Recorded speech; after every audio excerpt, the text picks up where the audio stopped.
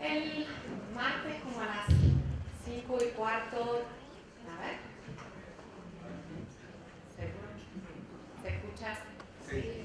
El martes 5:15 terminé mi última clase, que es de introducción al diseño de información. Luego me fui a hacer una tutoría. Nosotros tenemos que hacer tutoría sobre todo a los alumnos de nuevo ingreso, que es ayudarlos a ver si tienen algún problema con alguna materia y demás. Entonces me fui corriendo a casa a hacer el equipaje. Llegué a Desi a las 11 de la noche. A las 4 de la mañana tomé mi primer avión y hoy a las 4 de la mañana tomé mi segundo avión. Así que no les puedo prometer que esté cognitivamente perfecta. Trataré de ser decente en mi presentación. Desde hace 10 años, como dice mi título, trabajo con personas que tuvieron o que tienen problemas de comunicación. ¿Por qué tienen problemas de comunicación? A causa de un ataque cerebral. ¿Saben lo que es un ataque cerebral? ¿Sí?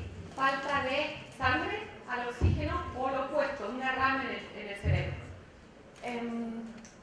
Puede ser también causado cada vez más por tumores. Cada vez más tenemos tumores en el cerebro, en parte por los teléfonos que estamos usando. También puede ser causada por diabetes, hay un tipo de diabetes que produce daño cerebral. A causa del daño cerebral, esta persona no puede producir lenguaje, lo que estoy haciendo yo ahora, hablar o escribir, o comprender el lenguaje. Tenemos dos áreas en nuestro cerebro. El lado del cerebro que se ocupa de la comprensión del lenguaje y la producción es el izquierdo, ¿sí? Entonces tenemos Wernicke, Broca y Wernicke, ¿sí? Broca, no se escucha nada. Broca es lo que es producción. Cuando yo hablo, cuando yo escribo, estoy produciendo lenguaje.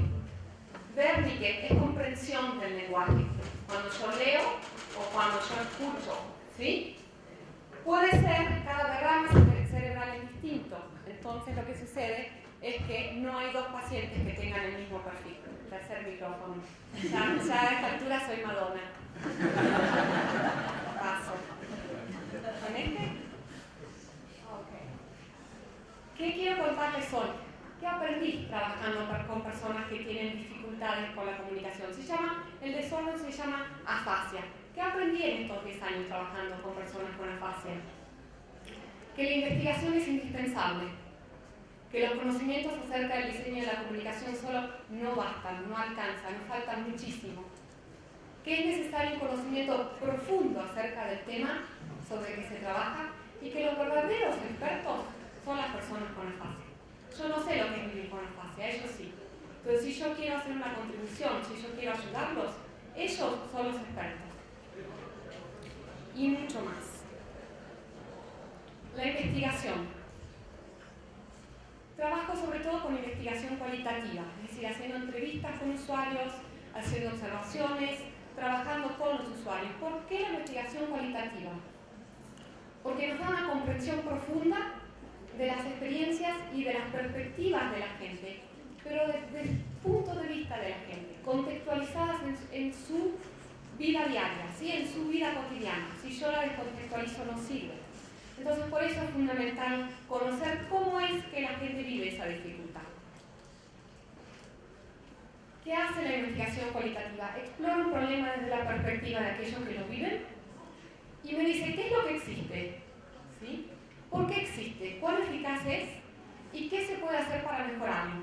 Fundamentalmente me da a mí como diseñadora la posibilidad de ver dónde puedo generar nuevas ideas, dónde puedo hacer una contribución.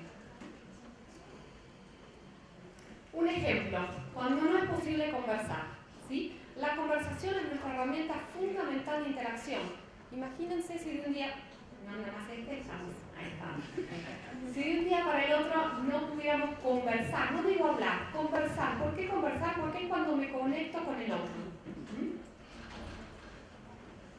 Después de eso, ataque cerebral, mi padre, la persona con afasia, no puede tener una conversación, no puede escribir, pierde su autonomía y su vida social y profesional termina. Es un shock tener de un día para el otro afasia, ¿sí?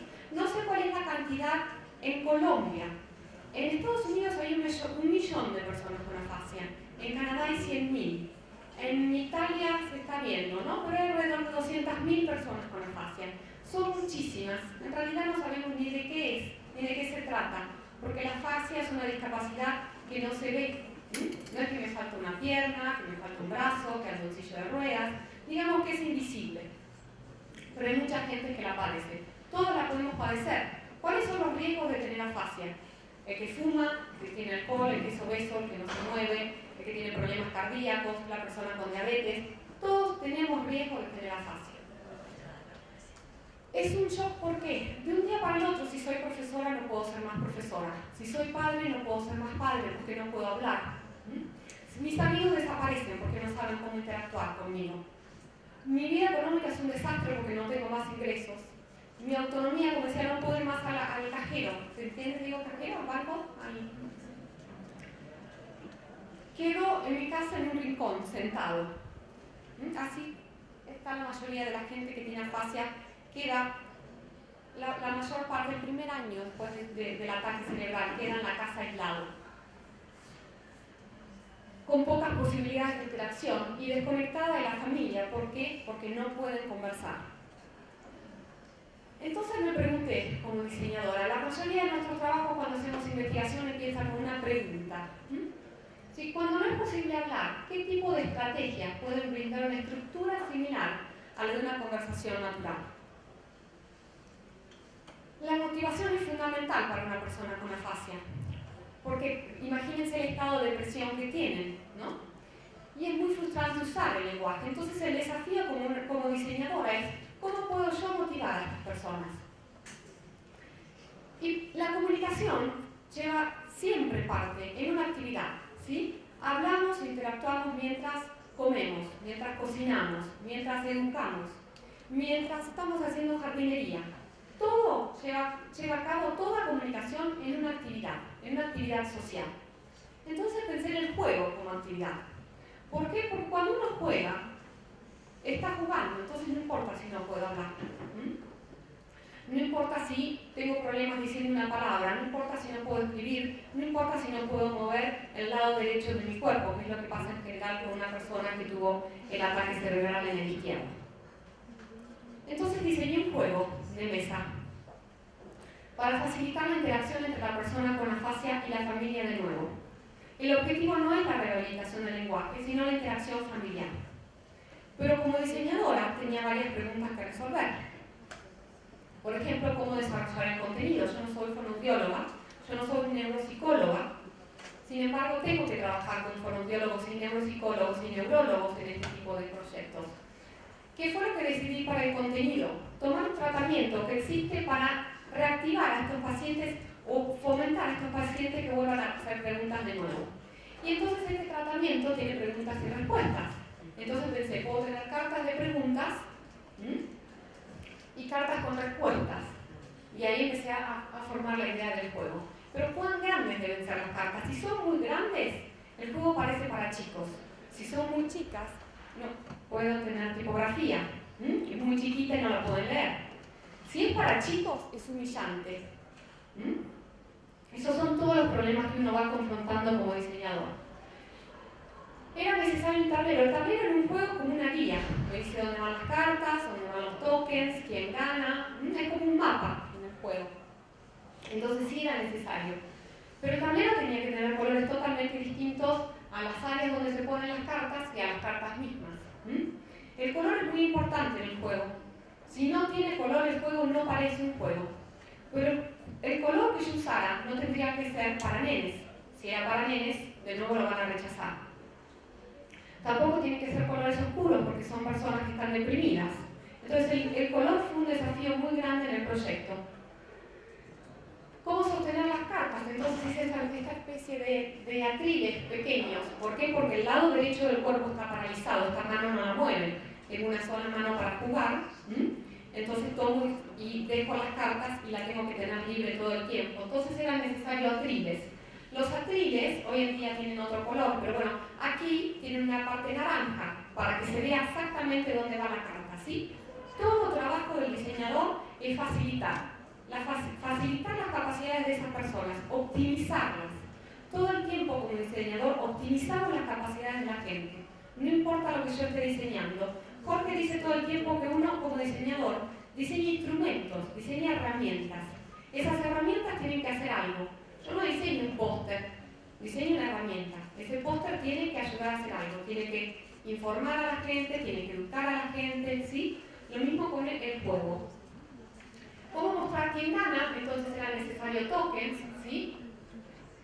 También era necesario ver muy claro dónde estaban las respuestas y dónde estaban las preguntas. Tienen un color totalmente distinto en el tablero. ¿Y qué pasaba si la persona no puede leer? Y ese fue un desafío, lo voy a mostrar luego. Para aquellas personas que no pueden leer, diseñé un sistema de tramas que están en la parte inferior de la carta. ¿Por qué tramas? Porque las tramas el cerebro las reconoce automáticamente. Están en nuestro cerebro blanco, es decir, el cerebro que no está dañando en el paciente. ¿Cuándo se descubre eso? Después de la guerra, ¿sí? Los pilotos que no tenían instrumentos sabían a qué altura estaban por las texturas. Veía árboles, no veía árboles, veía techos, si veía techos y estaba por aterrizar, estaban en problemas. No requieren aprendizaje, se reconocen automáticamente, ¿sí? Entonces, por eso las tramas me facilitaban a aquellos pacientes que no podían leer, que tenían un daño muy grande en la lectura, jugar lo mismo, interactuar con la familia lo mismo. Estas son todas las decisiones de diseño que tomé en cuanto a tipografía.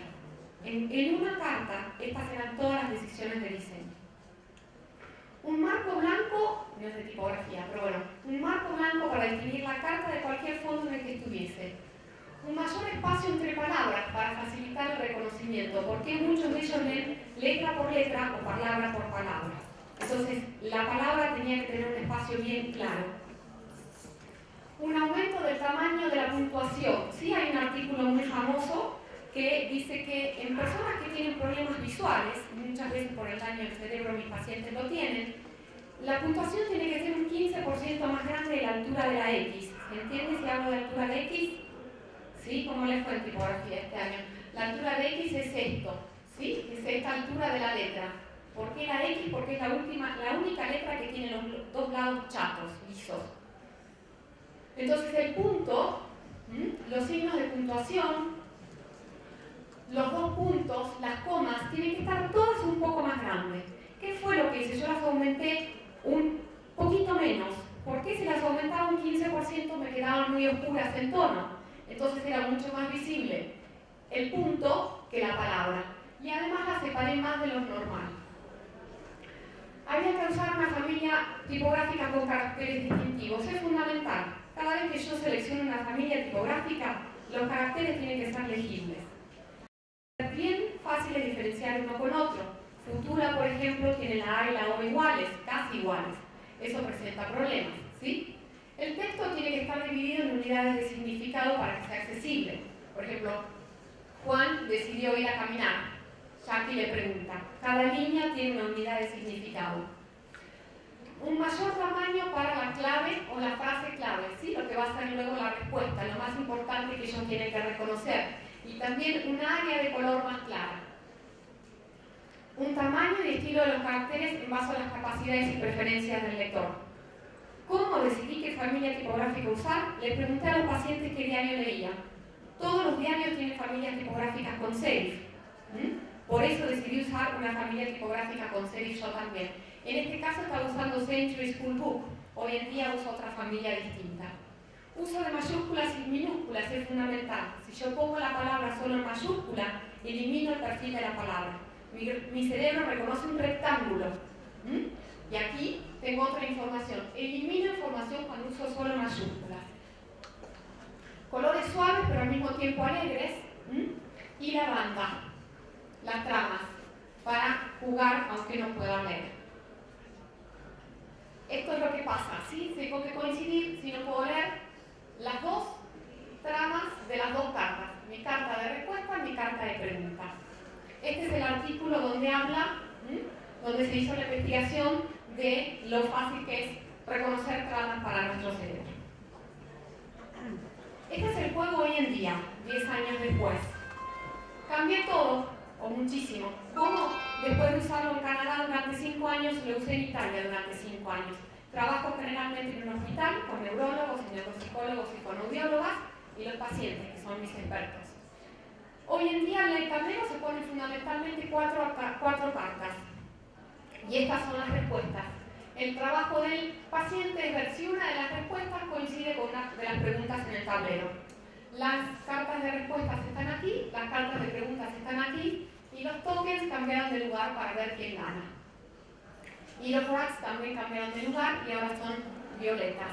Hoy en día lo está usando una terapista, que es una de las terapistas más famosas en el mundo, se llama Audrey Holland, y ella está en Arizona y allí es donde se está utilizando el juego luego de 10 años. Ella me dijo que el segundo nivel de dificultad está todo mal y que lo tengo que hacer. El conocimiento acerca del diseño de comunicación no alcanza.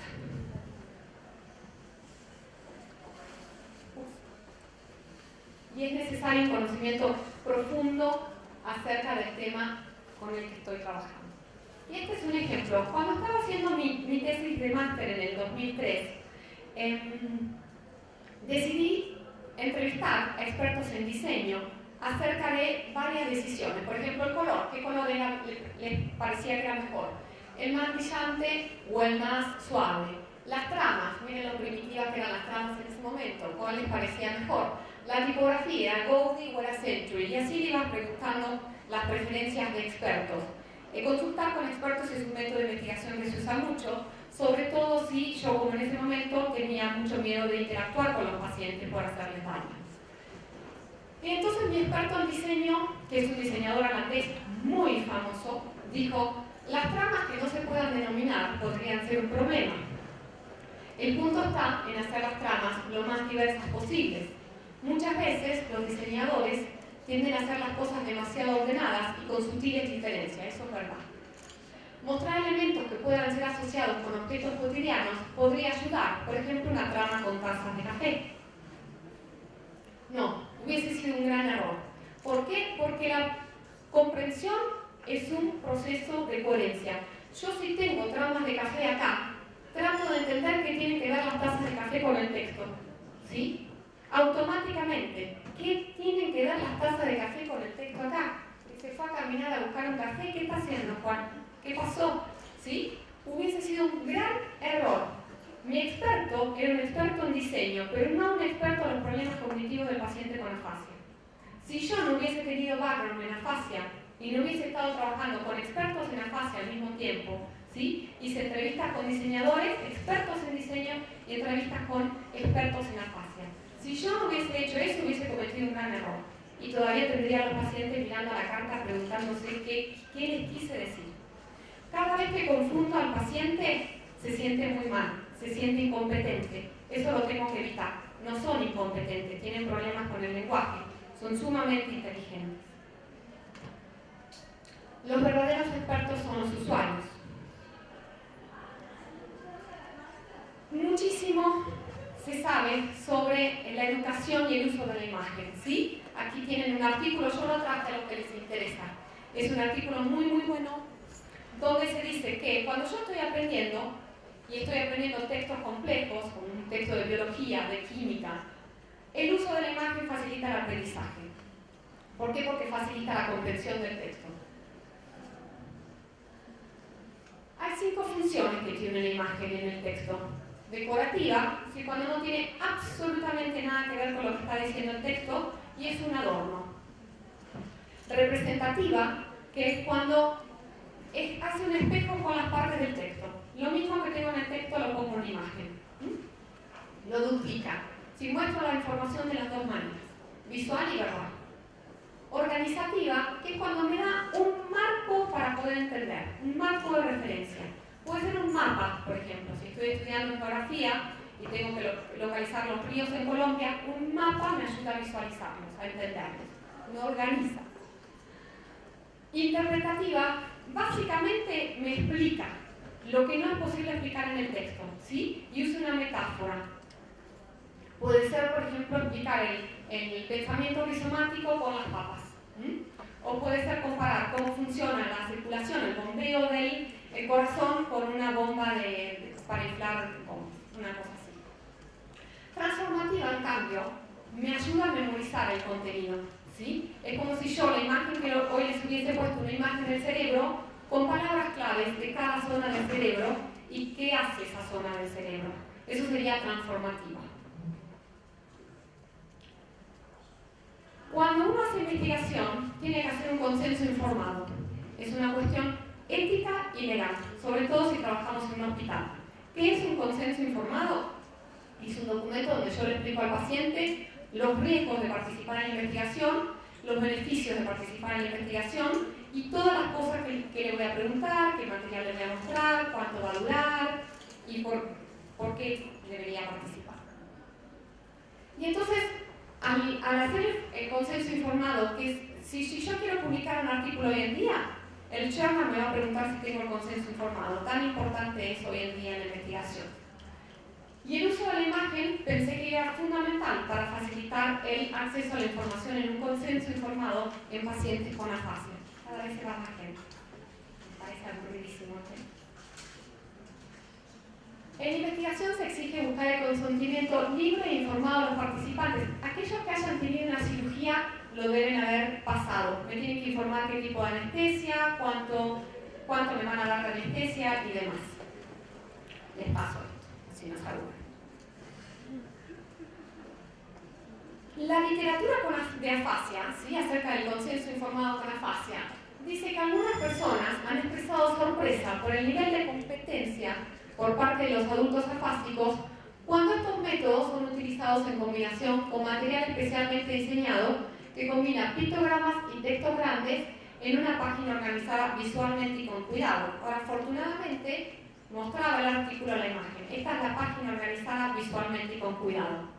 Como ven, no se sabe ni siquiera por dónde empezar a leer. Session 1, Session 2 y por dónde sigo. En la sesión 1 me canso y en la sesión 2 me paro. ¿Cómo se entiende esto? Imagínense mostrarle esto a alguien que tiene daño cognitivo, ¿sí?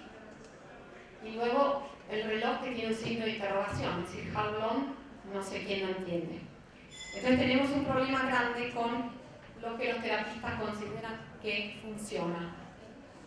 Entonces yo hice un primer consenso informado donde pondría el texto y la imagen, ¿sí? La imagen pensé que tendría que ser divertida para que la gente se motivara a leer. De 8 participantes, solo 1 miró la imagen. Es decir, era lo mismo que no lo hubiese puesto.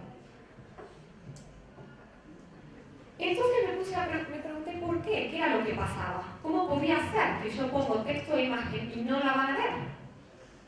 Y encontré un artículo sobre el uso de las ilustraciones, de nuevo, aprendiendo ciencia. Y los investigadores encontraron que los chicos se concentraban en el texto y en gran parte ignoraban las ilustraciones. Y eso como diseñadora me fue un shock. Me pregunté, ¿cómo es posible que nadie, nunca, ningún profesor de diseño, me contó que si yo ponía un texto y una imagen, no quería decir que mi lector los iba a ver? Eso me fue sumamente sorprendente. Seguí buscando información para entender el problema y encontré que lo que pasa es esto. Tanto el texto como la imagen son procesados por el canal visivo. Tenemos 2 canales para interpretar la información, el visivo y el auditivo. En este caso, si yo pongo los 2 en forma visual, sobrecargo la memoria de trabajo. Si lo esfuerzo a la persona de dejar de leer a pasar a mirar una imagen, o de pasar a mirar una imagen a pasar a la lectura, sobrecargo la capacidad cognitiva. Entonces el lector, que no es ningún tonto, automáticamente decide ignorar la imagen, ¿sí? Para que no se le cargue, para que no le sea tan difícil. Lo mismo pasa en lectura de diarios. Hay un trabajo muy interesante. Hoy en día la investigación se hace con eye tracking, ¿sí? Es decir, un aparato que captura dónde se está posicionando mi retina en un documento, en un diario, en una revista, en una publicidad. Cada vez más la investigación se hace así, tanto en diarios como en publicidad y en websites. Entonces ellos encontraron que, dependiendo cómo ponían la imagen con el texto, los lectores iban o a ver una, o a ver otra, o a no ver ninguna. Entonces, no es tan tonto lo que les estoy contando, ¿sí? Si yo quiero que mi lector vea las 2 cosas, tengo que ponerlas de la manera que la investigación me lo está diciendo. Entonces ellos decían que en un gráfico radial, por ejemplo, con la imagen central, ¿sí? Ahí tengo la imagen más grande, fíjense los movimientos. Es decir, entra por aquí, va por ahí arriba, baja, va a la imagen principal, el título no lo lea, no toca ningún texto lector, ¿sí? Se centra solo en las imágenes. y sale de nuevo. En cambio, si yo tengo intercalado texto, imagen, el lector hace un recorrido totalmente distinto, sí lee el texto en estos casos, ¿sí? Ve todas las imágenes, vuelve el texto, vuelve imagen, se enfoca, esto es donde más se detiene, ¿no? Cuanto más se detiene en mi retina es porque hay algún problema de comprensión. Entonces es mucho más fácil ignorar material que está segregado la imagen del texto que cuando está integrado. Esa es la conclusión que sacan los investigadores suecos, y entonces diseñé otro consenso informado, donde tengo texto, imagen y texto. Y esta vez sí, mis lectores veían y pasaban a través de todo. Y más, fundamentalmente, aprendí que mi conocimiento, sin ser combinado con el del usuario, no sirve, no es eficaz. Entonces, los invito, como diseñadores, a comenzar a pensar en el usuario y como profesores, a comenzar a pensar en cómo traer el usuario a la escuela, porque son los usuarios realmente los que saben del problema. Y somos nosotros trabajando con ellos que podemos ser eficaces. Muchas gracias.